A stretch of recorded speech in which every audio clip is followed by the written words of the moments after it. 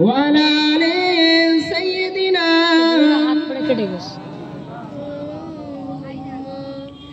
الحمد لله মুআজ্জাজ মুহতারাম উলামায়ে দ্বীন সামনে বসে থাকা দিন দরদি ইসলাম দরদি আমার বাবাজি ও ভাইরা যে মহান আল্লাহ পাক রব্বুল আলামিন আমাদেরকে ভালোবেসে মহব্বত করে এমন একটি জায়গায় আসার এবং বসার মতন তৌফিক দান করেছে সেই মহান আল্লাহ পাক রব্বুল আলামিন দরবারে লাখ কোটি শুকরিয়া আমরা সকলে বলি আলহামদুলিল্লাহ।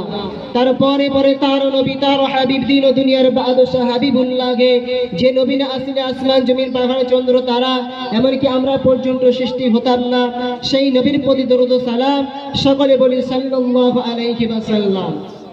আল্লাহ পাক রব্বুল আলামিন বান্দাদের এত মহব্বত করেছেন, আল্লাহ পাক রব্বুল আলামিন বান্দাদেরকে এত ভালোবেসেছেন বলে আজকের এই ভবনাট খোলায় বাজার জামে মসজিদে আসার এই ইসাল্লি সওয়াবে আসার এবং বসার মতন তৌফিক দান করেছেন সকলে বলি আলহামদুলিল্লাহ।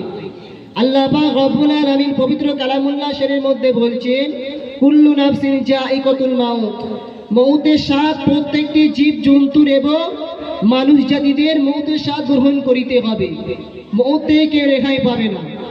মউতের ভয়ে তুমি যদি 10 ফুট মাটির নিচে যদি লোহার খাঁচা করে যদি ওখানে থাকো, ওখানেও মালাকুল মাউত আজরাইল আলাইহিস সালাতু ওয়াস সালাম হাজির হয়ে যাবে, সেখানে তোর মউত নিশ্চিতভাবে হয়ে যাবে। মুসলমান ঘরের ছেলেমেয়েরা আপনারা তরুণেরা ও যুবকেরা ও আমার নবী পাকের প্রেমিকেরা আল্লাহ পাক রব্বুল আলামিন পবিত্র কালামুল্লাহ শরীফের মধ্যে জানান কুল্লু নাফসিন যায়িকাতুল মাউত, প্রত্যেকটি জীব জন্তুর জানোয়ারকে মউতের স্বাদ গ্রহণ করিতে হবে বাবা, মউত থেকে রেহাই পাবে না। মউতের ভয়ে তুমি যদি লুকাতে চাও, যেখানে লুকাবে সেখানে মালাকুল মাউত আজরাইল আলাইহিস সালাতু ওয়াস সালাম হাজির হয়ে যাবে।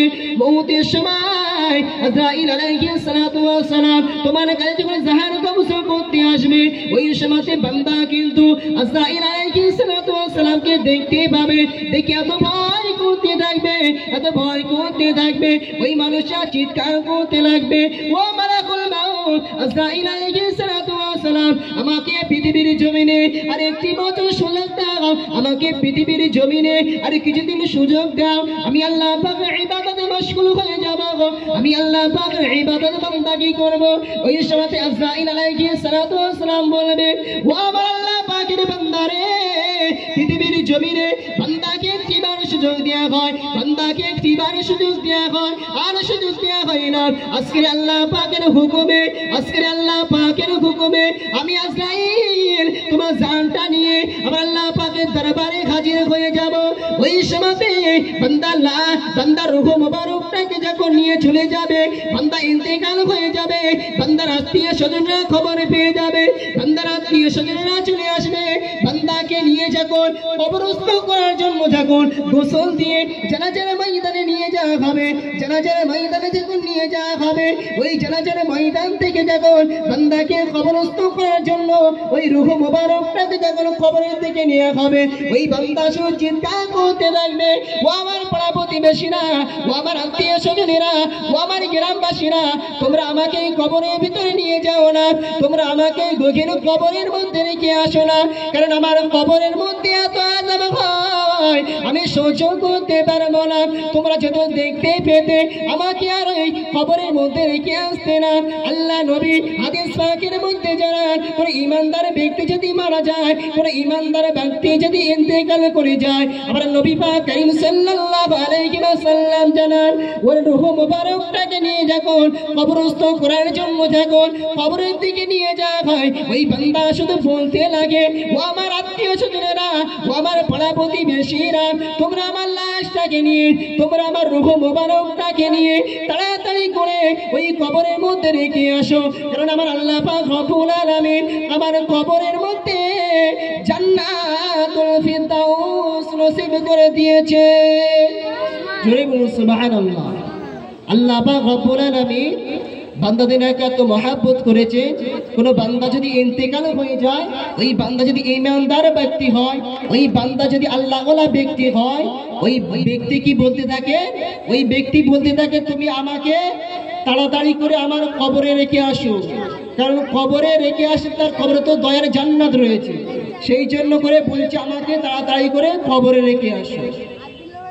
মুসলমান ঘরের ছেলেমেয়েরা, পাড়া তরুণেরা, ও যুবকেরা, ও আমার নবী পাকের প্রেমিকেরা, ওই বান্দাকে যখন কবরস্থ করে যখন পাড়া প্রতিবেশীরা যখন 40 কদম দূরে চলে আসবে, হাদিস পাকের মধ্যে এসেছে 40 কদম আসার আগে যতটা সময় লাগে ওর মধ্যে বান্দাকে তুলে বসানো হবে। বান্দার যা কিছু রোগ থাকুক না কেন, বান্দার যদি প্যারালাইজ রোগে যদি মারা যায়, আল্লাহ পাক বান্দাকে ভালো করে দেবে। আল্লাহ পাকের ওই বান্দা যদি স্ট্রোক হয়ে মারা যায়, আল্লাহ পাক তার রোগকে ভালো করে দেবে। ওই ব্যক্তি যদি অসুখে মারা যায়, আল্লাহ পাক তার রোগকে ভালো করে দেবে। ওই ব্যক্তি যদি কোনো অসুখের ভিতরে যদি মারা যায়, আল্লাহ পাক তার রোগ ভালো করে দিয়ে আল্লাহ পাক সেই ব্যক্তিকে যখন হিসাব নিকাশ করার সময় ওই ব্যক্তির কবরে যখন মালাকুল মাউত আজরাইল আলাইহিস সালাতু ওয়াস সালাম ওই কবরের মধ্যে যখন মুনকার নাকি ফেরেশতা আসে নাকি, ওই কবরের মধ্যে একটি ফেরেশতা আসবে, তার নাম হলো হযরত উমর আলাইহিস সালাতু ওয়াস সালাম। ওই ব্যক্তি যখন ওই ফেরেশতা যখন ওই ব্যক্তির কবরের মধ্যে আসবে, ওই কবরের মধ্যে এসে বান্দার যখন হিসাব নিকাশ করার জন্য বান্দার কাছে কিছু জিজ্ঞাসা করবে, ও আমার আল্লাহ পাকের মাহবুব বান্দারে, আল্লাহ পাক তোকে পৃথিবীর জমিনে 50 বছর হায়াত দিয়েছে, আল্লাহ পাক তোকে পৃথিবীর জমিনে 60 বছর হায়াত দিয়েছে, আল্লাহ পাক তোকে পৃথিবীর জমিনে 30 বছর হায়াত দিয়েছে। তোর হায়াতে জিন্দেগিতে তোর যৌবন কেন, তোর যৌবনের আলোতে তুই কি কি আমল করেছিস বান্দা লিখতে থাক। বান্দা বলতে লাগবে, ও ফেরেশতা আমি কি খাতা কলম নিয়ে এসে নাকি আমি লিখতে পারবো না। ওই সময়তে উমর আলাইহিস সালাতু ওয়াস সালাম তার গোলার দাঁত থেকে এক টুকরো কাপড় ছিঁড়ে ওই ব্যক্তির হাতে ধরিয়ে দেবে, বলতে লাগবে এইটা তোমার জন্য খাতা, তোমার শাহাদাত আমলটা, তোমার জন্য কলম, তোমার মুখে থুতুটা, তোমার জন্য কালি। বান্দা লিখতে থাকবে, বান্দা লিখতে থাকবে, বান্দা লিখতে লিখতে বান্দার মুখে থুতু ফুরিয়ে যাবে, তথাপি বান্দার লেখা শেষ হবে। যাই হোক, কিছুক্ষণ আলোচনা করলাম, এর মধ্যে যদি কিছু আপনারা ভুল নিয়ে থাকেন আমাকে ক্ষমা করবে, আমার জন্য দোয়া করবে। আমি এখনো পর্যন্ত পড়াশোনা করছি, আমার জন্য দোয়া করবে, আমি যেন শেষ করতে পারি। সকলে আমার জন্য দোয়া করবে। ওমা আলাইনা ইল্লাল বালাগ। আল্লাহুম্মা সাল্লি আলা। শুকরিয়া।